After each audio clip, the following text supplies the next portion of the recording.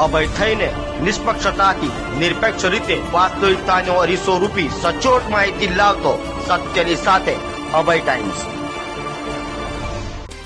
Surat ST વિભાગ દ્વારા દિવાળીના તહેવારને લઈ એક્સ્ટ્રા બસો દોડાવવાનું શરૂ કર્યું છે, ત્યારે 220 જેટલી બસનું ગ્રુપ બુકિંગ થયું છે।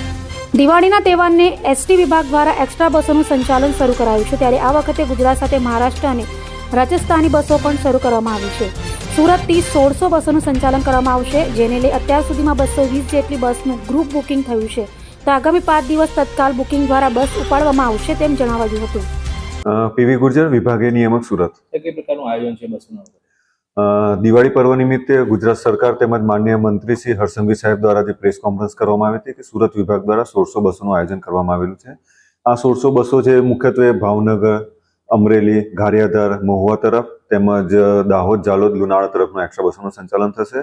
આ એક્સ્ટ્રા બસો જે સૌરાષ્ટ્ર તરફનું સંચાલન છે, જે રામચોક, મોટા વરાછાથી ગાડીઓ ઉપડશે, તેમજ દાહોદ અને જાલોદની ગાડીઓ છે જે Surat main CBS bus station તેમજ રામનગર, જહાંગીરપુરાથી આ બસોનું સંચાલન થશે। તદુપરાંત જે ગુજરાત સરકાર દ્વારા જે અભિગમ અપનાવે છે એસટી આપને દ્વારા, તે થકી અત્યાર સુધીમાં 220 ગાડીનું બુકિંગ થઈ ગયું છે, જે સુરતની વિવિધ સોસાયટીમાં અમે બસો આપીશું, ત્યાંથી પબ્લિક બેસી ડાયરેક્ટ જ એમના વતન સોસાયટી સુધી મુસાફરી કરી શકશે। ઉપરાંત બીજું એક છે ઓનલાઈન બુકિંગ। ઓનલાઈન બુકિંગમાં અમે 175 ગાડીઓ ઓનલાઈનમાં મૂકેલી છે એક્સ્ટ્રા, એમાંથી 75 ગાડીઓ બુક થઈ ગયેલી છે અને બાકીની 100 ગાડીઓ છે જે થોડી સીટો બાકી છે। જેમ જેમ ભરાતી રહેશે એમ અમે અલગથી વધારે ગાડીઓ ઉમેરો કરતા રહીશું।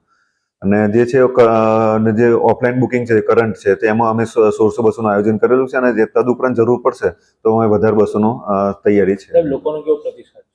લોકોનો સારો એવો પ્રતિસાદ છે। જે ગ્રુપ બુકિંગ છે કે જે એમના સોસાયટી સુધી અમે ડાયરેક્ટ આપી દઈએ છીએ, એટલે કોઈ પણ એક જગ્યાએ બધા ભેગા થવું અને જો મેળાવડો થાય એવું ના થાય અને ડાયરેક્ટ એમની સોસાયટીથી ડાયરેક્ટ જ પોતાના વતન સુધી ડાયરેક્ટ મુસાફરી કરી શકશે।